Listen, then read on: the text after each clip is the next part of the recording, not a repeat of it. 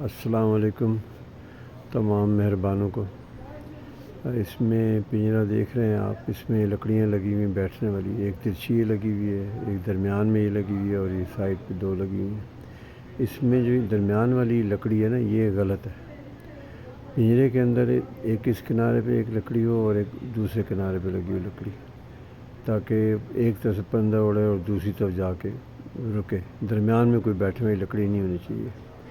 تو اب اس ٹیکنیکل غلطی کو ہم ریموو کرتے ہیں۔ کیا کرتے ہیں کہ اس کو درمیان سے ریموو کر دیتے ہیں، نکال دیتے ہیں، تاکہ پرندہ درمیان میں فلائٹ کے دوران بیٹھ نہ سکے۔ اس کو ہم نے نکال دیا۔ اب پنجرا آپ اس کی پوزیشن دیکھیں کہ پنجرا جو ہے اس میں دونوں فاصلے پہ لکڑیاں ہو گئی ہیں، اور ایک طرف سے پرندہ اڑ رہا ہے اور سیدھا دوسری طرف جا کے بیٹھ رہا ہے۔ تو یہ ایک ٹیکنیکل غلطی لوگ کر دیتے ہیں، اس سے پھر فلائٹ کا ایریا ان کا کم ہو جاتا ہے۔